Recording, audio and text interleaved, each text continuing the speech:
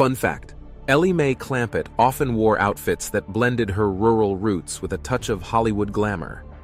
Ellie Mae, played by Donna Douglas, was known for her signature look, which included form-fitting dresses, often with Western or country-inspired elements, and her trademark pigtails. Her character also represented the clash between her Appalachian background and the upscale Beverly Hills lifestyle. This was particularly evident in episodes where she tried to fit in with the wealthy social circles of Beverly Hills while still holding on to her rustic charm and love for animals. Her fashion choices became a symbol of her character's struggle to navigate the social dynamics of her new environment, making her both relatable and aspirational to viewers. Come and listen to my story about a man named Jed. A poor mountaineer barely kept his family fed. And then one day he was shooting at some food, and up through the ground come a bubbling crude oil, that is, black gold, Texas tea. Well, the first thing you know, old Jed's a millionaire. The kinfolk said, Jed, move away from there. Said, California is the place you ought to be. So they loaded up the truck and they moved to Beverly Hills, that is, swimming pools, movie stars. The Beverly Hillbillies.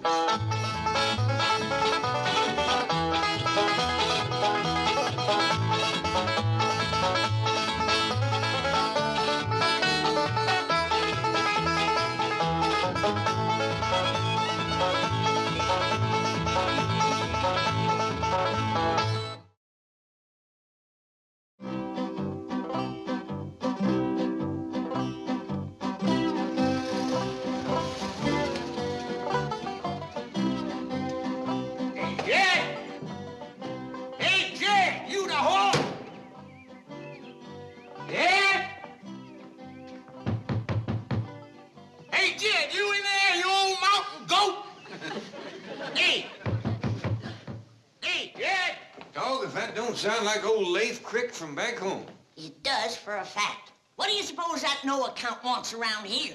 We'll soon find out. Jed, doggone it, you come out here and let me in. Leif. Jed. Well, this is a surprise. Granny, you little old boss of you.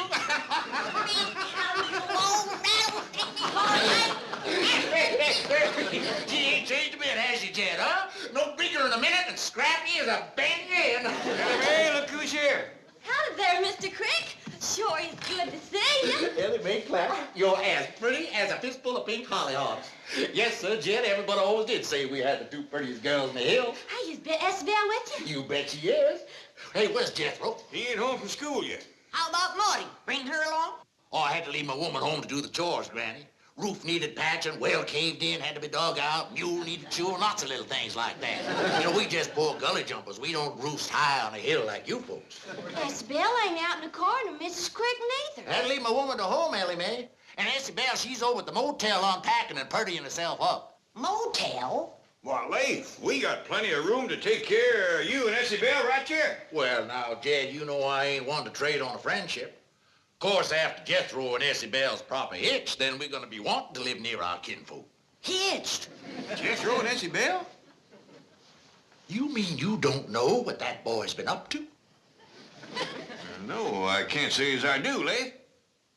Then we's got some talking to do, man to man. Come on, Ellie, we'll make a pot of coffee. Hi, Mr. Crick. Yes, sir, you got a couple of fine women folk there. I reckon you're as proud of them as I am of mine. I reckon. I reckon you'd want to see right done by Ellie Mae just the same as I'd want to see right done by Essie Bell. I reckon. I reckon you wouldn't want no young man playing fast and loose with her feelings. I reckon. I reckon the man's daughter's just All right, about as... Leif, supposing you stop blowing on the fur and get to the hide, what are you trying to say? It don't come easy saying what I got. Well, let's go in and sit down and give it a try.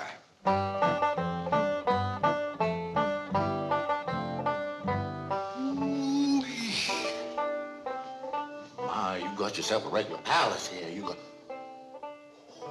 Oh, I better take off my cloth now, because I don't want to get you fancy coffee, old dude. Just leave everything on, Leif, and sit down and speak your piece. Oh, my. Sure do beat sitting on the stump now, don't it? I guess you got this here chair stuffed full of money, huh, Jed? Yeah, Leif. Now, about Jethro and Essie Bell. Well, to speak plain out, your Jethro done grabbed a hold of my Essie Bell's heart. I don't recall Jethro mentioning Essie Bell's name since way last summer when she won that beauty contest. That's when it happened. What happened? This happened. Love letters wrote by your Jethro to my Essie Bell. Love letter. Steaming hot love letters. Someday I gotta have a long talk with that boy. Let me see the letters. Jeb, I hadn't better. You having a purty, sweet, innocent young daughter of your own, you might just anger up to the point where you'd hurt that boy. Jethro got out of line, did he? Well, I wouldn't exactly call it getting out of line, providing his intentions is honorable. These letters was wrote way last summer. How come you just getting here? Well, now, I ain't a wallering in money like you, Jeb. I had to scrimp and save to get to where I could afford to make the trip. Why, I'm a poor man. Only treasure I got's my little Essie Bell. All right, Leif. Not knowing what Jethro wrote, it's hard for me to speak. But I know he'll want to do the right thing, and I'll see that he does. Spoke like a true hillman. Why, I said to Morty before I left, I says, dry your eyes, Morty. Jed Clampett's a man of honor. I says he'll see that Jethro does the right thing by our Essie Bell. And I will, too, Leif. You can count on it. Yes, sir, Jed, you sure got yourself a palace. I expect you got more money than a pig has grunts. We's eating regular. I expect a generous man like you's aiming to settle a heap of that money on Jethro when he gets married. Him being almost like a son to you and all. Don't count your chickens before they're hatched, Leif Crick. I want to hear Jethro's side of this first. Oh, you're a good man, Jed. Fair. Like I says to Essie Bell, I said, dry your eyes, honey. Jed Clampett's a fair man. He's going to do the fair thing. He's going to see you married fair and proper to Jethro. And like I said to you, Leif,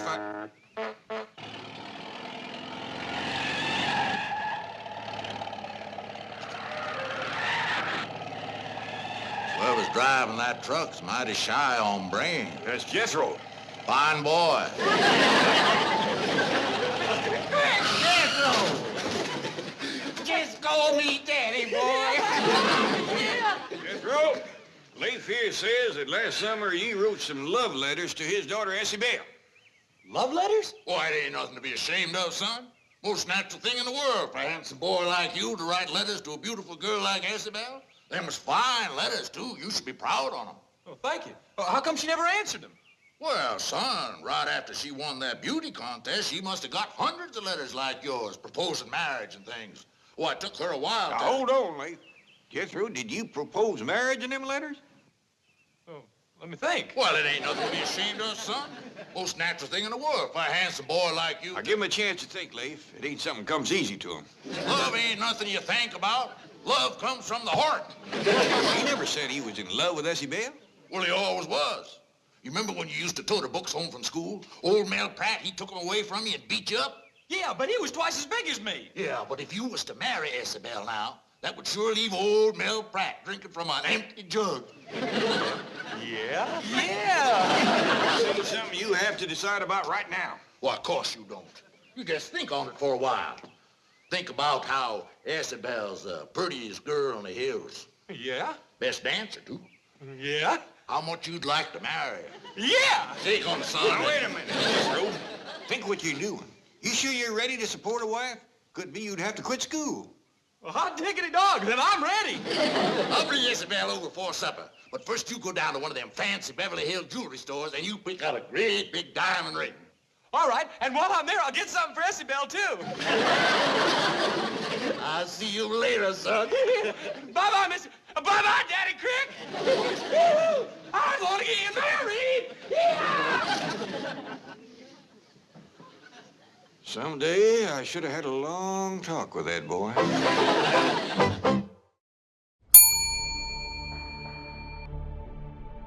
Question 1. Who comes from back home to visit the Clampetts? 1. Leif Crick. 2. Mr. Bojangles. 3. The Cat in the Hat.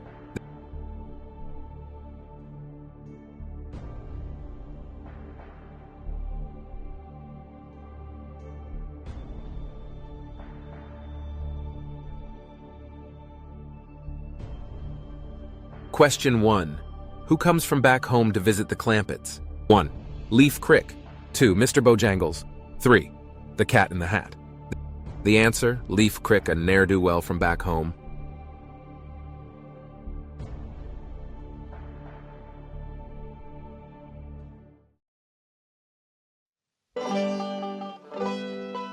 Oh, come on, Jed, cheer up.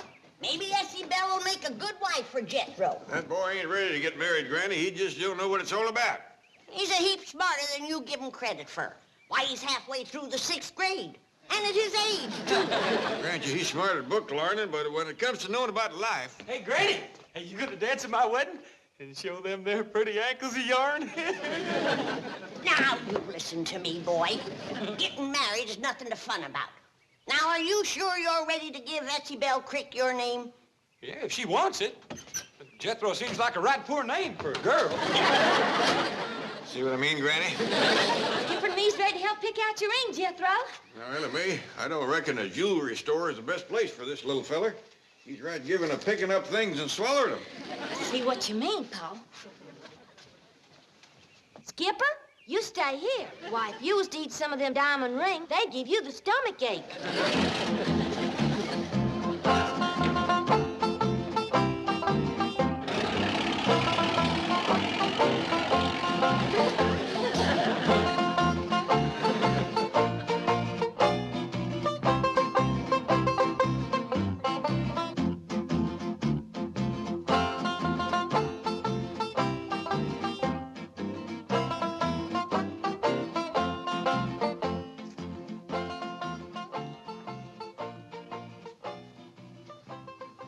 Just a moment, please. I'm sure you must be in the wrong place. Is this a jewelry store?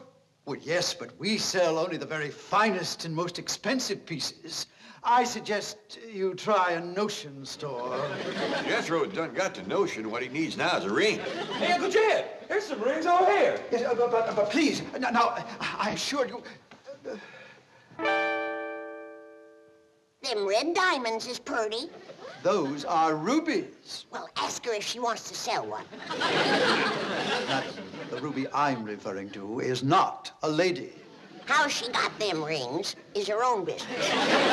Just ask her if she wants to sell one. Perhaps you will understand how out of place you are when I tell you that no ring in this case sells for less than $10,000. Now, wouldn't you like to look elsewhere? Yeah, sure, it's where you keep the good stuff. Security guard, please. That's right, Paul. Mr. Drysdale said we should always ask for the best. Did I hear you mention the name Drysdale? Yes, sir? Milburn Drysdale? Yes, sir? He's our next door neighbor. He keeps Jed's $35 million in his bank. Now, Granny, I ain't sure it's 35 million no more. Might be close to 40 by now. You got the phone in your hand. Call up Mr. Drysdale and see who's closer, Jed or me. Stand by till I make one call. Things have been a little slow since Christmas. Quiet in place, huh, Isabel? I'll say. Gee, Paul, this is just about the biggest place I ever did see. Yes, sir, Isabel. You did a mighty wise thing when you decided to marry up with Jethro. I didn't decide, Paul, you did. I didn't even answer his letters. Well, it was a good thing I did discover those letters. You'd have been married to that no-account Mel Pratt. Mel Pratt ain't a no account. He's a good, strong, hard-working boy. You gotta learn to keep your mouth shut, girl. You gotta learn to keep your mouth shut, especially when there's any food around. I still can't figure out where you found victuals enough to put on all that weight since last summer. Mel Pratt's been feeding me. He wanted me to get good and strong so I could help him clear that acre of land. That ain't land, girl. That's rocks. If you want to marry up with a boy that's got an acre of rocks, you should at least have them cut and piled up into a fine palace like this one. But Mel Pratt loves me, and I love him. I don't want to hear that name no more, Isabel. You're gonna marry into the lap of luxury, girl. You're gonna wear fine clothes and jewels. You're going to have servants to wait on you hand and foot. You're going to have a butler running ahead of you, opening doors, all kinds of things like that. Oh, look at that! Stop right here now, Isabel. You don't want him to think we ain't never seen a butler before, do you?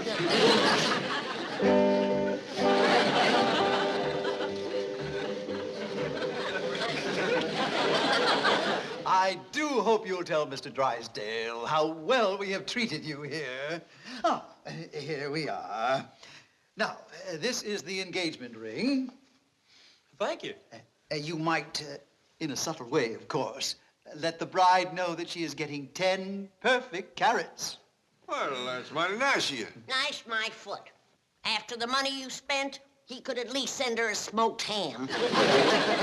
And here are Madame's lovely necklace and earrings. How many carats did I get? About 50. But of course, they're not perfect. Well, in that case, I'll take turnips.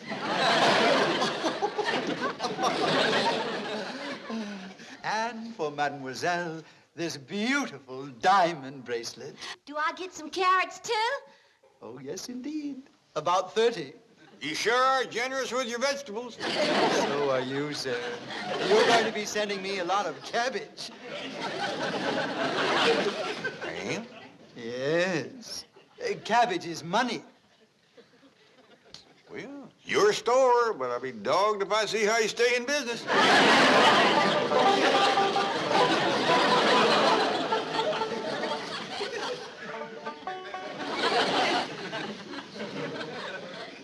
You know something, Paul? I think that there butler's nothing but a monkey. You ever see a monkey playing a piano? No, sir, Now, you but... just hush up, girl, and let me do the talking. Mr. Butler, that's mighty fine music.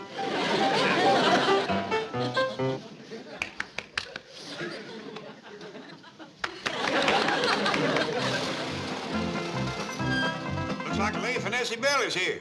Yoo-hoo! I want to see my sweetie. Now, Jethro, you get a hold of yourself. I don't want you running in there and picking up that little girl and scaring her half to death. Yes, sir. You put the truck away. I'll wait for you here. We'll all go in together like a proper family order at a time like this. Yes, sir, Uncle Jed.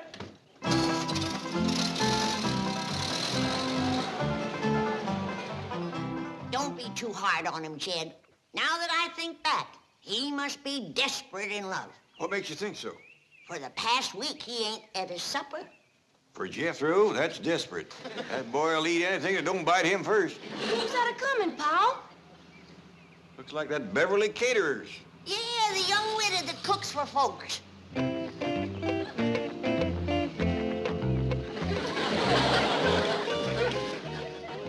Hi, is Jethro ready? Ready for what, ma'am? For our regular date? Howdy, Mary. It sure is good to see you. You're right on time. Let's go. Wait a minute, boy. You got a date with this girl? Yes, sir, Uncle Jed. Well, every day after work, she picks me up, and we drive up into the hills and park and watch the sun go down. Then you know what we do? Ellie Mae, go in the house. What do you do, boy? Well, then we climb into the back of the truck and eat all the victuals that's left. No wonder he ain't been eating his supper. I've got your favorite today, Jethro. Swedish meatballs. Jethro, the girl you're gonna marry is waiting in the house. You can't go running off with her and leave Essie Bell. Oh, yeah. Hey, Marion, you reckon there's enough meatballs in the truck for the three of us? Forget it. Huh? Here's your blushing bride. Come give her a big hug.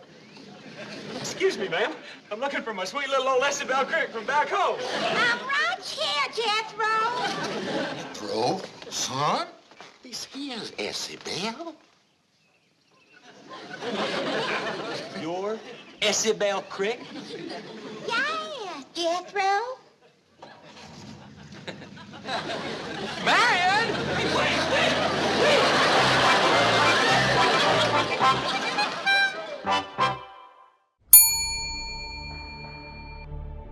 Question 2. What is Leif Crick trying to have his daughter do? 1. Cook dinner. 2. Marry Jethro. 3. Dance all night.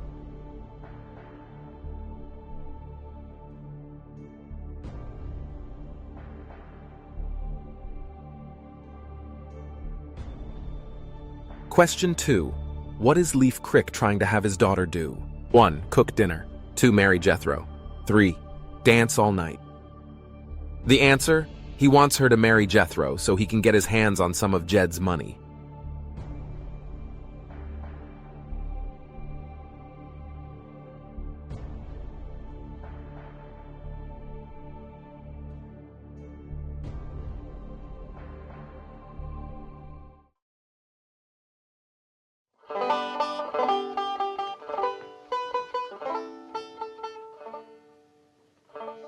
Essie Bell, I hope you ain't taking this too hard. I know it's hard for you to talk at a time like this. But I understand, so you just listen. Now, first off, I want you to know that we's getting Jethro back for you. Now, Ellie's cut across the hill, and your pa's took out after him in his car with Granny riding shotgun. Now, I don't excuse the boy for what he done, but you have changed a mite since he seen you last. Filled out, you might say. Jethro, he's got kind of used to these puny city girls.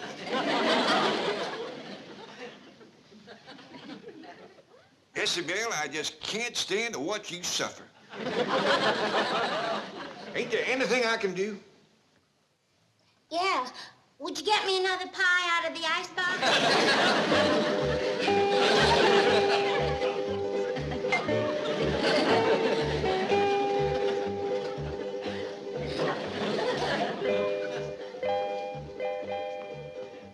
There you are. Thank you. Want some? No, not right now. You don't appear to be too unhappy. Oh, heck no. I like pumpkin pie as well as apple. I mean, about Jethro running off. Mr. Clampett, if I told you something, would you promise not to tell Pa that I told? 'Cause he told me not to tell you. And if you tell him I told, well, there just ain't no telling what he might do. Near as I can sort out the tails and the toes, I think I can promise. It ain't Jethro I'm in love with. It's big old Mel Pratt back home. Well, now, tell me more of what your pa told you not to tell.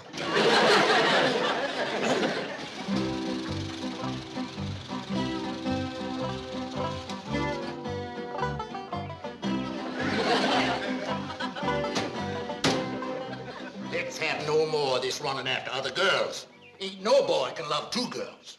That leaves Isabel out. She's about 2 girls and a half. Mind your tongue, Jethro. You take a girl for better or worse when you marry her. Yeah, but she got worse before I got married. Fetch him in, Leif. I'll look after Essie Bell. Come on, boy. Let's start talking about this wedding. Well, Mr. Crick. You call me daddy now you're marrying up with my daughter. But, Mr. Crick, I don't think I want to get married. To nobody. I want to finish the 6th grade so as I can be a brain surgeon. Well, you should have started thinking about that before you wrote Isabel them hot, steaming letters full of love talk. I don't remember no love talk. You don't, huh? Now, just how'd you start them letters? Dear Essie Bell. Well, ain't that love talk, calling a woman dear? It is. I'm in trouble with a lot of women. Men, too. Well, Leif, I see you fetched him back, all right. Now, Jethro, you get upstairs and get packed for your honeymoon. Oh, but Uncle Jed, I don't want to. Go on, get up there and do like I tell you. Oh, yes, sir.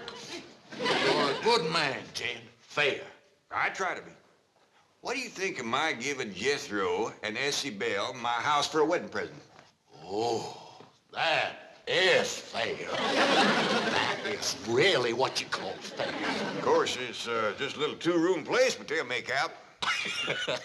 well, I ain't the best at counting, Jed, but I done towed up 12 rooms since I've been here. Oh, I ain't talking about this place. I'm giving them my little shack back in the hills. Back to home? Yeah, there's half-acre land goes with it. Of course, it's mostly rocks and stumps, but a couple of strong young'uns like Jethro and Essie Bell have that thing cleared in 4 or 5 years. Is that all you're gonna give them? Oh, shucks, no. Essie Bell, fetch in that other wedding present I give you. Coming, Daddy Clampett. That's better.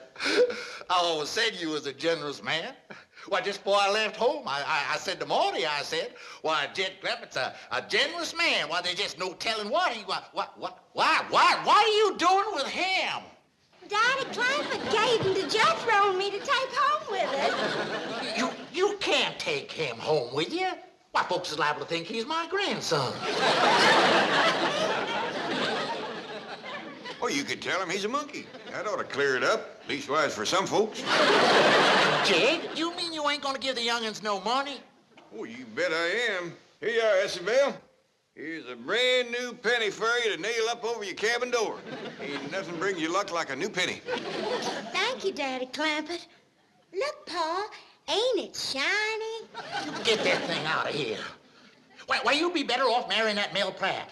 He's got a whole acre and a nice cabin, and he's got a sow with a litter of pigs. Now, just a minute there, Leif. Isabel was promised to Jethro. While we're on that subject, let's have a look at her dowry. I ain't got no dowry, Daddy Clampett. Here, you don't want Jethro marrying no girl without a dowry. Now, Mel Pratt, he don't care. He'll take a dowry or no dowry. How soon's the wedding? I'm all ready to dance. There ain't gonna be no wedding, Granny. I'm taking my Essie out of here. Come on, Isabel. Now, just a doggone minute. I got all dressed up to have a wedding dance. Now, let's have it. But she's gonna marry Mel Pratt. Don't bother me with details. Let's get on with the wedding dance.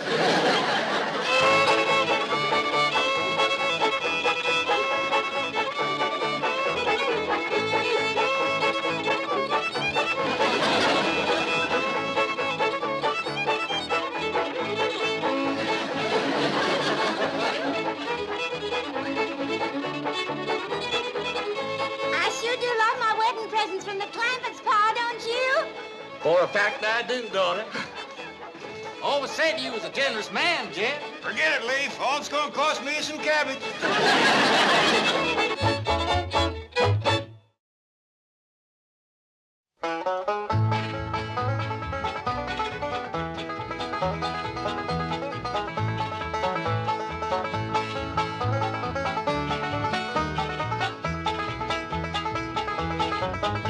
Well, now it's time to say goodbye to Jed and all his kin. And they would like to thank you folks for kindly dropping in. You're all invited back next week to this locality to have a heaping helping of their hospitality. Hillbilly, that is. Set a spell. Take your shoes off. Y'all come back now. Here? Question 3. Who does Essie Bell really want to marry? 1. Mel Pratt. 2. Mr. Drysdale. 3. The Cat in the Hat.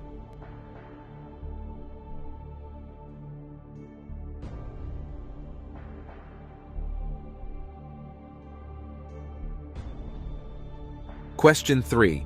Who does Essie Bell really want to marry? 1. Mel Pratt. 2. Mr. Drysdale. 3. The Cat in the Hat. The answer, she really wants to marry Mel Pratt from back home.